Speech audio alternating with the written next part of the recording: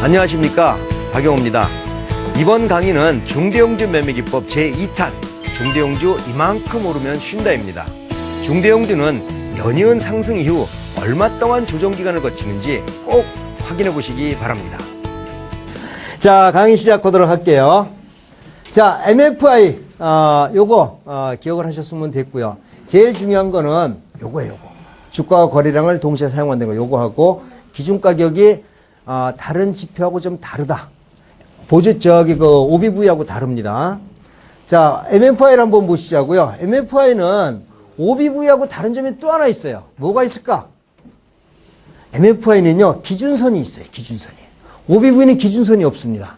계속 올라가기만 하고 내려가기만 하는데, 이놈은 기준선 안에 움직여갖고서 무엇이 발생하냐면 스토캐스틱처럼 과열하고 뭐가 발생을 해요? 침체가 발생을 합니다.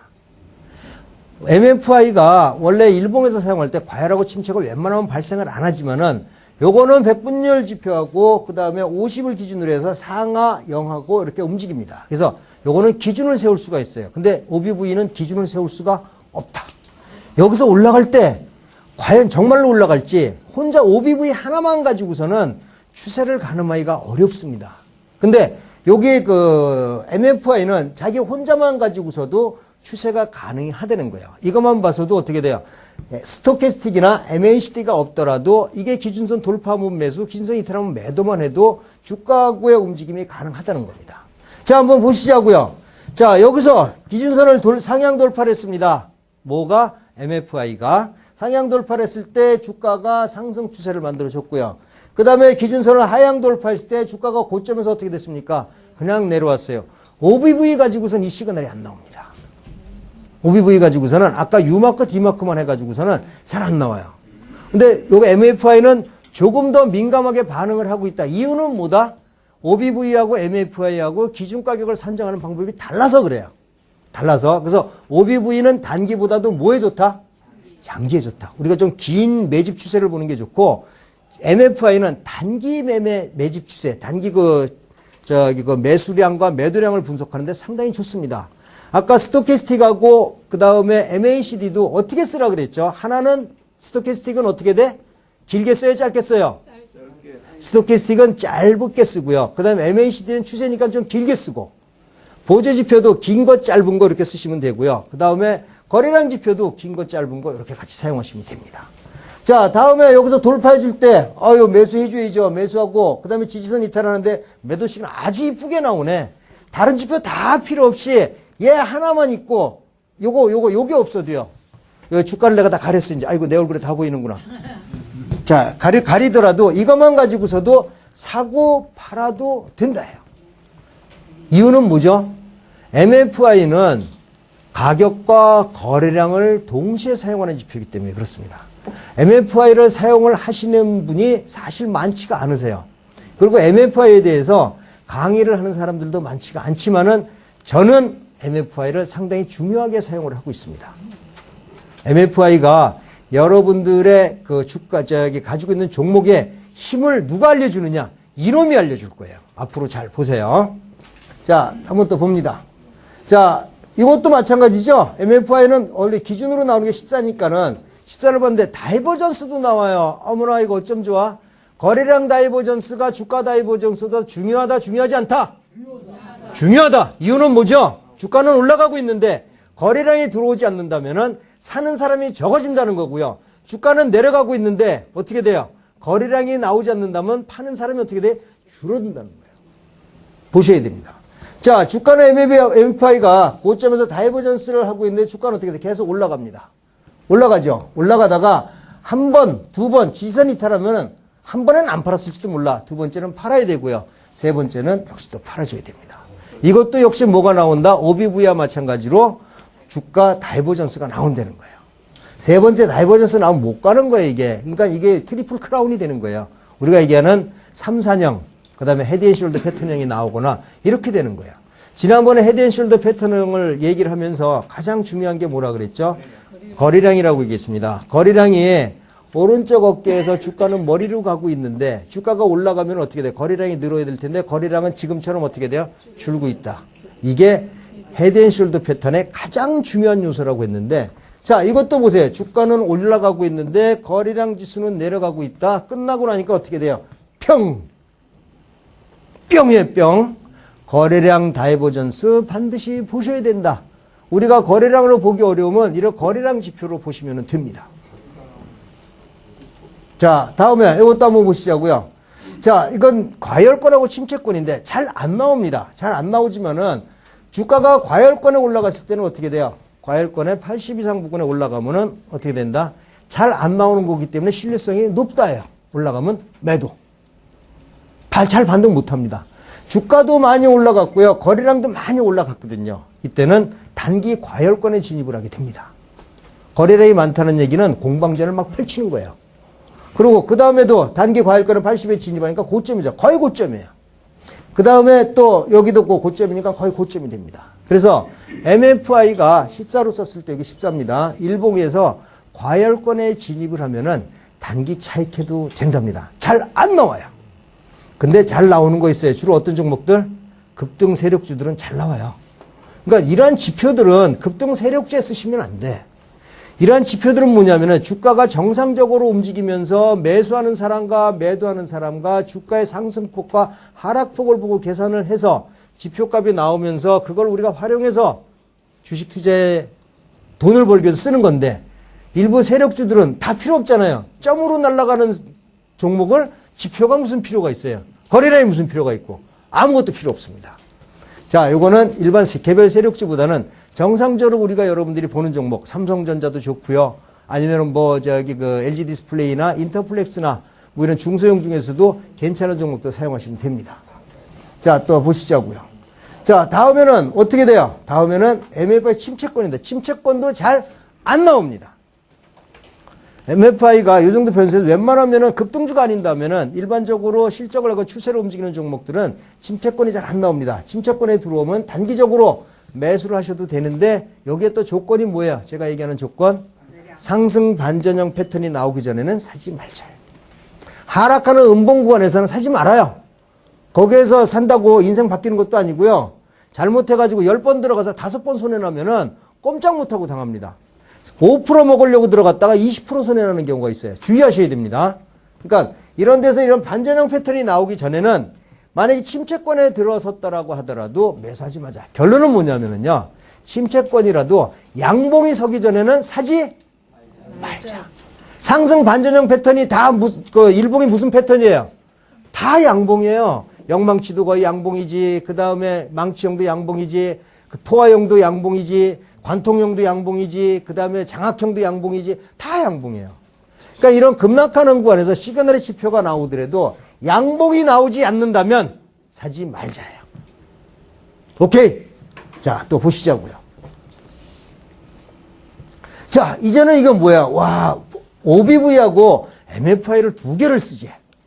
자, 그러면은 OBV도 좋다고 했고 MFI도 좋다고 했는데 두 개를 쓰면 과연 더 좋아질까? 궁금하니까 한번 보시자고요. 자, 결론 OBV하고 MFI를 썼습니다. 자, OBV는 9를 썼고요. MFI는 14를 썼습니다. 자, 좋아질까요? 안 좋아질까요? 좋아집니다. 자, 여기서 보시면은 화살표가 쭉 나는데 X표도 나온 데가 있어요. 만약에 OBV 하나만 가졌으면은 매매를 해줬어야 되는 구간이거든요. 그런데 OBV 하나만 가지고서 매매를 해주지 않고, MFI를 하니까는 어떻게 돼요? 이쪽에서 뾰족산이 위에 산을 돌파해갖고 매수 시그널이 나왔습니다만, MFI가 중심선을 돌파하지 않았어요. 그래서 안 샀습니다. 결론은 어찌 됐을까요? 조금 올라가다가 떨어졌습니다. 다음에 다시 뾰족산을 돌파를 했어요. 뾰족산을 돌파해가지고 사줘야 되는데 MFI가 올라가니까 안 샀어요. 그러니까 어떻게 됐습니까? 단기 횡보로 보이면서 추세를 싹 살피고 있었어요. 그 다음에 뾰족산을 다시 돌파할 때 MFI가 돌파하니까 어떻게 됐죠? 상승으로 갔습니다. 두 개가 다 시그널이 발생하기 전에는 사지 어떻게 되자? 말자.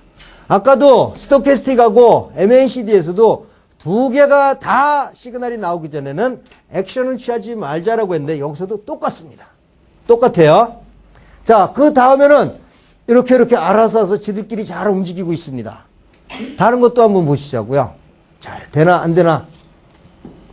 자, 이것도 어떻게 될까요? MFI하고 OBV 복합을 한번 보시자고요. 자, 빨간 게 나왔는데 그대로 다 사달라고 하네요. 오케이. 그대로 다 했는데, 아싸! 이거는 여기서 올라갔는데 MFI가 제대로 올라가지를 못했어요. 안 샀어요. 안 샀는데 어떻게 됐을까? 올라갔다가 내려왔습니다. 결론은 뭐냐면은 주가가 힘이 좀 떨어지고 있다는 거예요. 주가는 고점을 돌파하고 있는데 MFI가 덜 올라가고 있는 거예요. 주가는 올라가지만 매수한 사람이 있다? 없다. 주의. 그 다음에 또 이제 올라갈 때는 이거는 여기서 돌파를 해줬는데 이번에는 OBV가 뾰족산이 돌파를 안 해줬어요. 그래서 못 샀어요. 못 샀더니 어떻게 됐죠? 주가가 조금 올라가다가 힘이 죽었어요.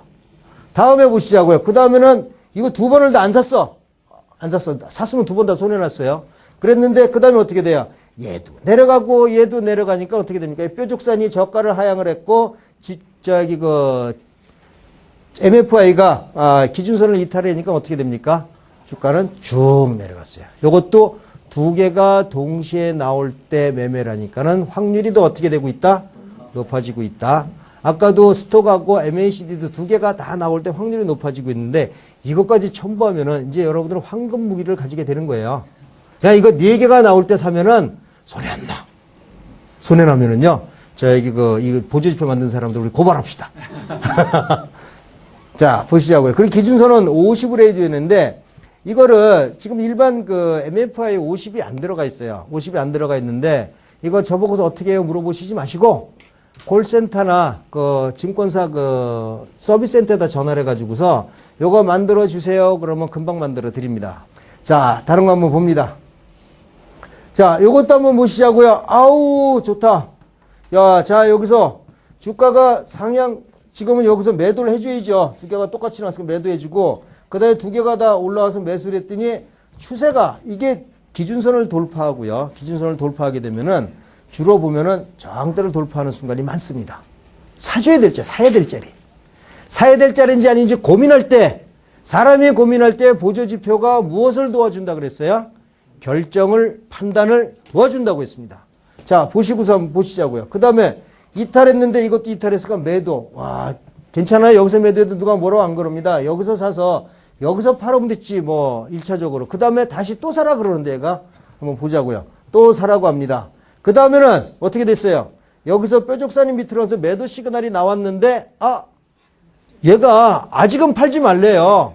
아직은 매수가 힘들고 팔지 말라서 안 팔았어. 팔았으면은 병원에 입원할 뻔했어요. 우라통 터져서. 예? 그냥 이렇게 올라가 버리잖아요. 생각 여기서 팔았는데 이만큼 올라가면 우라통 터지는 거지. 여기서 두 배를 먹을 수 있는 건데. 열받죠? 요게 거래량 지표의 힘이에요. 이 구간에서 대부분 보면 다른 지표들이 거의 다이버전스가 나오거나 매도 힘이 다 나왔을 거예요.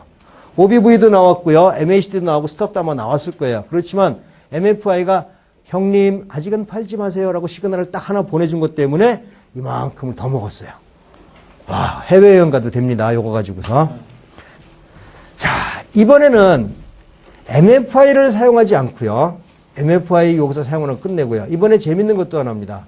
아까 엔벨로프를 제가 얘기를 했습니다. 엔벨로프는 주가의 변동을 제대로 파악하지 못해서 잘 사용하지 않는 지표라고 얘기를 했습니다. 그렇지만은 중대형주의 엔벨로프를 사용하면은 여러분들이 황금 지표를 변할 수도 있으니까 잘 보자고 했는데 지금 그 엔벨로프를 무엇으로 만든 가 황금 지표로 만드는 겁니다. 엔벨로프는 주가의 변동이 종목마다 다 다르기 때문에 아쉬운 점은 이런 평균적으로 사용할 수 있는 게 별로 없고요. 엔벨로프는 종목마다 변동률을 다 다르게 줘줘야 됩니다. 다르게 주어야 하지만 그래도 여러분들이 한 가지를 종목해 갖고서 오버슈팅을 하느냐 미달을 하느냐 이 종목은 약간 내가 정한 엔벨로프보다도 미달하더라 아니면은 오버슈팅 하더라 그거를 잘 한번 보시면 됩니다. 자, 칠판 한번 보시고서 엔벨로프를 세팅하는 법 한번 알려드릴게요. 자, 엔벨로프는 지표에 보면은 엔벨로프라고 지표가 있는데 변수가 보면은 이렇게 두 개로 나눠져 있습니다. 여기에 20하고요. 그 다음에 6으로 되어 있을 텐데 요 20은 이동평균입니다. 요 이동평균이고요. 그 다음에 6은 뭐냐면 요게 퍼센트입니다. 요 퍼센트. 20일 이동평균선보다도 6%가 높은 선을 그려라 라고 하니까 만약에 22이동평균선이 이렇게 있어요. 이렇게 있으면은 요 구간이 6%다. 그러면 요렇게 뭐가 생겨요? 상단 밴드가 하나 생기고요. 그 다음에 하단에도 똑같이 상단하고 하단하고 길이가 같으니까 하단 밴드에도 똑같이 선이 하나 생기는데 여기서도 여기가 6%가 생깁니다. 요게 엔벨로프예요. 횡보를 하게 되면 어떻게 될까요? 횡보를 하게 되면은 똑같이 중심선 20을 기준으로 해가지고서 쭉쭉쭉 6 그래갖고서 그대로 연결하면은 이게 엔벨로프선입니다. 이 안에서 주가가 움직이는 거를 살펴를 봐줘야 되는데 사실 잘 안 맞는다 그랬어요. 근데 중대형주는 일반 개별주하고 좀 달라가지고서 특징이 있습니다. 지난번에 중대형주 매매기법 제1탄에서 제가 여러분들한테 설명드린 게 뭐죠? 기억나시나요? 맞습니다. 중대형주는 마디 이론에서 5일 오르면은 쉰다예요. 그러니까 5일 오르면은 팔자가 아니라 추격 매수하지 말자 그랬어요. 더 오를 수도 있으니까 추격 매수해가지고서 올라가면 좋은데 만약에 조정을 받으면은 조금 밑에서 하자고 했습니다. 근데 중대형주는 그거 말고 한계가 또 있어요. 5일 오르면 쉬는 게 아니라 몇 % 정도 반등하면 쉬어. 야, 이게 재밌는 거예요, 이게. 7%도 나오고요. 맞습니다. 맞아요. 근데 기간 내에 따라서 조금 다르긴 하지만은, 요거는 중대형주는 몇 % 오르면 쉽니다. 제가 그거를 보여드릴 텐데, 그 몇 % 오르면 쉬는 거를 엔벨로프로 대충 잡을 수가 있어요. 근데 엔벨로프가 주가가 움직이는 추세이기 때문에 고점하고 저점을 잡는 데 필요하지 단기적 변동에는 좀 어렵거든요. 자, 그러면 엔벨로프를 어떻게 사용을 하는지 그리고 나서 과연 중대형주는 몇 % 올라가면 쉬는지 한번 봅니다. 뿅! 봅니다. 자, 중대형주 뭐라고 돼 있어요? 15% 이상 반등하면 쉰다. 진짜냐고? 너 거짓말하는 거 아니지? 한번 봅시다. 거짓말 하나 안 하나. 자, 이 차트 이거 삼성전자 시가총액 1위고요. 삼성전자가 움직이면 우리 주식시장이 움직입니다. 자, 삼성전자 보세요. 15일간 몇 % 올랐죠? 15% 정도 오르니까는 좀 쉽니다. 여기는 20일간 15% 오르니까 좀 쉽니다. 날짜는 좀 다를 수도 있어요. 그 다음에 20일간 15% 오르니까 좀 쉽니다. 삼성전자는 단기적으로 15% 오르면 조금 쉽니다. 만약에 15% 이상 반등을 해주면은 여러분들 추격 매수 한다, 안 한다? 안 한다. 5일간 양봉이 나와도 5일간 상승해도 추격 매수 하지 말라고 했는데 그 다음에 5일 하나, 둘, 셋, 넷, 다섯 나왔으니까 추격 매수 하지 말라고 했잖아요. 여기서 샀으면 전에서 못 샀어. 한참 보다 보니까 또 올라갔어. 하나, 둘, 셋, 넷, 다섯. 사지 말아야 될 자리인데 어머나 밑에서 보니까 15% 올랐어. 아이고. 여기서는 박용호가 사지 말라는 게 두 개가 겹치는구나. 사면 안 된다. 그랬는데 올라가면 어떻게 되죠? 이제 박용호 욕하는 거지 뭐. 욕 먹는 거예요. 근데 욕 먹어도 요게 지킬 거는 지켜줘야 된다는 겁니다. 자, 다른 거 한번 보시자고요. 그러면 삼성전자 말고 이거는 뭐죠? 현대차. 이거 혹시 전기차 만드는 데예요? 그거 부도나는데? 아니죠. 현대차도 한번 보시자고요. 현대차도 보면은 자, 지난번에 5일 반등하면 추격 매수 말자고 했는데 요거는 5일 동안에 갑자기 15% 정도 올랐네요. 쉬었어요. 요거는 5일 오르고 쉬었고요. 그 다음에는 8일 동안 15% 올랐는데 좀 쉬었습니다. 그 다음에 어떻게 10일 동안 20% 올랐는데 쉬었어요. 현대차도 마찬가지예요. 단기간으로 15% 이상 오르니까 어떻게 된다? 좀 쉬더라. 자, 다른 것도 한번 또 봅니다. 자, 이건 무슨 종목일까? LG전자. 야, 이거 스피커 만드는 회사인가요, 여기가? 아니에요. 이거 큰 회사입니다. 자, 여기도 15% 오르니까 어떻게 됐어요? 15일간 15% 오르니까 쉬었습니다. 다음에 20일간 15% 오르니까 쉬었어요. 그 다음에 23일간 20% 오르니까 쉬었습니다. 얘네들이 15% 이상 오르면 좀 쉬는구나. 얘만 있나? 다른 것도 한번 보셔야죠. 세 개 갖고 안 되죠. 우리 뭐 중대형제 대표는 다 꺼내야 될 거 아니에요. 이거 SKT 이거 옛날에 200만 원 이상 가던 주식인데 액면 분할하면서 내려왔죠. 자, 이것도 보시면은 15일간 요거는 하락했더니 어떻게 돼요? 반등을 하네. 이놈이 상승하면은 그 조정을 받는 게 아니라 15% 정도 이상 하락해도 단기적으로 기술적 반등이 나오는구나. 여기서 볼 수 있습니다. 보시면 됩니다. 다음에 15% 오르니까는 얘도 또 역시 쉬네요. 그 다음에 어떻게 돼요? 20일간 15% 오르니까 얘도 또 쉽니다. SK텔레콤도 삼성전자하고 비슷하게 움직이는구나. 그 다음에 또 하나 보시자고요. 그 다음에 뭐예요? 아이고, 국민은행이네. 얘는 어떻게 움직일까? 국민은행도 보니까 20일간 15% 정도 오르니까는 쉬었어요. 저점에서. 그 다음에 고점에서 15일간 15% 내리니까는 어떻게 돼요? 단기 기술적 반등을 하고 있습니다. 요것도 보면은, 아, 중대형주는 15% 이상 하락하면 어떻게 된다? 반등을 하는구나라고 보는데, 영원한 반등인지 아닌지 좀 두고 봐줘야 된다면은 기술적 반등을 한다라고 보시면 돼요. 다음에도 또 어딥니까? 약 10일간 15% 오르니까 쉬었다. 이게 지금 5종목을 봤는데 대한민국의 대표 종목이죠. 대표 종목들이 이렇게 움직입니다. 근데 그 이외의 개별주들도 유사하게 움직이고 있지만은 작은 종목들은 이러한 패턴을 잘 안 보여요. 왜 안 보이느냐? 작은 종목들은 시장의 힘이 움직이는 게 아니라 일부 개인들이나 일부 테마에 의한 세력들이 움직이기 때문에 주가가 급등락을 보이지만은 이 종목들은 시장이 움직이는 거예요. 시장이 움직일 때 같이 움직이기 때문에 변동폭이 아주 크지가 않습니다. 중대형주들은 이렇기 때문에 뭐가 발생을 한다? 마디이론이에요. 지난번에는 5일 오르면은 추격 매수하지 말자인데 이번에 하나가 더 붙었습니다. 뭐죠? 15% 오르면 추격 매수하지 말자예요. 두 가지가 다 겹치면은 일단은 사지 말자예요. 그거 보시면 됩니다. 다음에 엔벨로프는 어떻게 될까? 자, 엔벨로프를 활용하자입니다. 엔벨로프를 어떻게 쓰는데 한번 봐야지.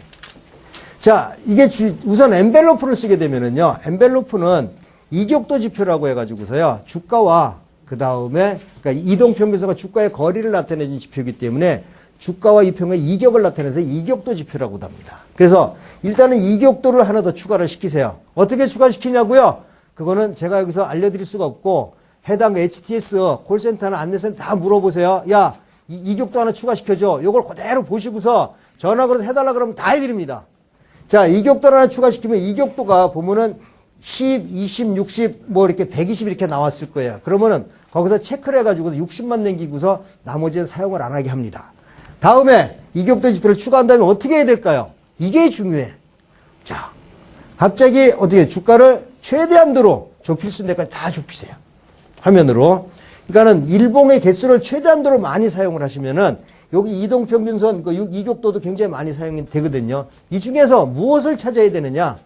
주가의 고점과 저점이 일치한 부분의 평균 라인을 찾습니다. 평균 라인을 한번 어떻게 찾아보시자고요. 자, 이렇게 만들어 놓은 다음에 일단은 삼성도 이격도 60에서 다음에 요거 100이에요. 100이 기준이고요. 이렇게 고점과 저점이 됐던 평균 라인에다가 라인을 하나 딱 그어봅니다. 그러면 여기 얼마로 나오냐면은 112가 나옵니다. 아하, 삼성전자는 60일 이동평균에서 이격도가 12 정도 되면은 단기적으로 조정을 받고 내려오는구나를 알 수가 있어요. 정말인가 한번 봐야죠. 정말인가. 그러면은 주가에다가 이동평균을, 이격도를 씌울 수 없으니까 이격도 지표인 뭐를 씌우자고요? 엔벨로프를 한번 만들어 보는데 얼마를 만들어요? 엔벨로프 중심선은 60으로 하고 그 다음에 엔벨로프의 그 변동, 그 퍼센테이지는 얼마로 한다고? 12니까 12로 한번 해서 엔벨로프를 한번 만들어 보겠습니다. 자, 엔벨로프 이렇게 만들었어요. 삼성전자에다가 엔벨로프는 6에서 11을 적용을 했더니 주가가 급등하고 급락하는 구간에서 추가적으로 내가 매도하거나 매수할 수 있는 구간이 나오기 시작을 합니다. 자, 물론 100% 맞지는 않죠. 100% 맞지는 않지만은 여기에 엔벨로프에 그 1차적으로 닿았거나 그 다음에 반등했다가 들어오거나 부딪히면 어떻게 돼요? 1차적으로 고점을 만드는 자리입니다. 주가가 15%가 오르고 나서 그 다음에 엔벨로프에 부딪히면 어떻게 돼요? 사야 돼. 이제 팔아야 돼. 근데 제일 여러분들 힘든 거는 뭐냐면요. 주가가 하락했을 때 바닥에서 사고 싶은데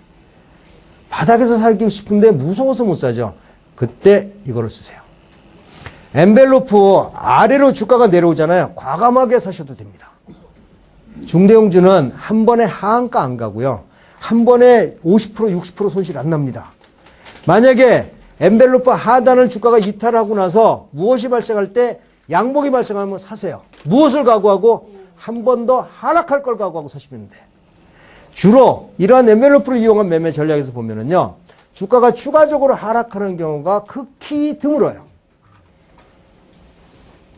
자, 여기서도 보면은 극히 드뭅니다. 여기서도 매수했는데 요 정도 하고 나서 바로 올라버리거든요. 특히나 주가가 급락하는 구간에서 하락하는 구간에서 이 엔벨로프 하단의 주가가 터치하거나 밖으로 나갔다가 들어오는 구간에서는 사셔도 여러분들 안 죽습니다. 자, 다른 거 하나 또 보시자고요. 자, 요거는 뭐예요? 요거는 현대차입니다. 현대차는 조금 다르게 적용을 했어요. 이거 아까 그 라인을 딱 만들어서 고점 저점을 만들어 보니까는 삼성전자는 12였었는데 변동폭이 요거는 16이네요. 16을 갖다 설정을 해보면은 주가가 내려올 때 사면은 되는 거고요. 올라가면 팔으면 돼. 엔벨로프가 단기적으로 급등하거나 급락했을 때 고점과 저점을 잡아주는 아주 좋은 지표예요. 특히나 개별주가 아니라 무슨 종목들? 중대형주. 여러분들이 알고 있는 대표 선수들 자 보시면 됩니다. 자, 다른 거 하나 보시자고요. 다음에는 뭘까요? 아싸, LG전자. LG전자는 조금 더 변동폭이 크네요. 얼마를 잡았어요? 18을 잡았습니다. 18을 잡아서 보니까 바닥에서 샀을 때 여기서 매수를 했어요. 두려워하지 말고 사라고 했습니다. 매수를 했어요. 매수했는데 한 번 더 하락하면 또 한 번 살궁리를 하라 그랬어요. 매수했더니 어떻게 돼요? 바로 수익이 다 나잖아요. 엔벨로프 하단의 주가가 이탈을 해서 다시 들어오는 구간에서는 사셔도 되고요. 살 때는 무엇을 각오하고 사라고요? 한 번 더 하락하는 걸 생각을 해요. 그러니까 저쪽에서 풀베팅을 하면은 된다, 안 된다? 안 된다. 한 번 더 하락할 거 각오해서 하프 베팅을 정도 하시면 돼요. 자, 다른 것도 한번 보시자고요. 자, 이번에는 뭘까요? 이번에는 SKT입니다. SKT는 삼성전자하고 유사하네요. 삼성전자가 12였었는데 13 정도 어떻게 돼요? 이것도 바닥에다 근접했을 때 사니까는 안 죽습니다. 이게 몇 년치인 줄 아세요? 이게 제일 적게 했는데 한 2년 6개월 3년 정도 됩니다. 그러니까는 한 달 가지고서 여러분들 보여드리는 게 아니에요. 몇 년치를 보고서 보여드리는 겁니다. 집에 가서 한번 해보세요. 어떤 종목들이 잘 되는지 대표 선수들은 잘 맞습니다. 대신 뭘 조정해요? 요것만 잘 조정하시면 돼요. 자, 보시자고요. 또. 자, 이번에는 무슨 종목일까요? 자, KB금융입니다. KB금융은, SKT보다 조금 더 크네요. 그래서 14 정도를 적용을 했습니다. 14 정도. 자, 이것도 적용해서 보니까 어떻게 돼요? 고점과 저점이 어떻게 돼요? 유사하게 나옵니다. 자, 엔벨로프 지표를 중대형주의 단기 추세 고점과 단기 추세 저점을 잡을 수가 있습니까? 없습니까? 있어요. 만약에 바닥이라고 생각해서 매수를 했는데 추가 하락하면은 더 살 전략을 가지고서 매수하시면 됩니다. 이 정도로 하락하면은 주가가 반등을 해주게 돼 있어요. 왜? 시장이 망가지거나 전쟁이 나면 안 돼요. 근데 전쟁 났는데 떨어지는 거 보고서 아, 박용호가 저기 떨어지면 살아야 돼. 여기서 전쟁 났는데 여기서 사. 안 됩니다. 지난번에 연평도에 포 떨어졌는데도 주식시장 그대로 놔뒀어요. 왜 놔뒀는지 모르겠어요. 연평도에 포가 떨어졌는데 주식시장을 열더라고. 난 전쟁 나는 줄 알았는데. 그러니까 한 번에 그칠 거로 다 알았나 봐요. 네. 자, 보시면은 엔벨로프 어떻게 됐어요? 오늘 이게 보조지표를 여기에서 이제 다 마감을 합니다. 보조지표 강의를 하면서 여러분들한테 드렸던 그 기준을 한번 잘 보시면은 보조지표를 제가 가격지표, 거래량지표, 모멘텀지표, 그 다음에 추세지표를 얘기를 말씀드렸고요. 보조지표는 하나보다도 몇 개를 사용하는 것이 좋다? 두 개를 사용하는 것이 좋다. 너무나 많아도 필요 없어요. 그런데 그 두 개를 같은 유형의 지표를 사용하자? 아니다. 추세지표 하나와 그 다음에 모멘텀 지표나 다른 지표를 하나 다른 걸 사용을 하자라고 하고. 그 다음에 기간을 같은 걸로 사용을 하자? 아니다. 다르게. 하나는 길게, 하나는 짧게 사용을 하자라고 했고요. 그 다음에 거래량 지표도 OBV와 MFI가 가장 좋은 제가 지표라고 말씀을 드렸는데 두 개를 같이 사용하면서 두 개가 동시에 시그널이 나올 때 어떻게 된다? 쓸만하다, 쓸만하지 않다. 쓸만합니다. 그러면은 여러분들은 지표를 몇 개를 쓰면 되느냐면요. 지금 밑에다가 4개를 사용하셔야 돼요. 4개. 많죠? 많은데 보통 지표 사용하시기 보통 3개 정도 사용하시죠? 거기서 거래량 지표를 하나를 더 넣으시면 돼요. 무엇을? MFI를 하나 더 넣으시면 돼요. 그리고 변수는요. 여기 나온 대로 그대로 활용을 하시면 됩니다.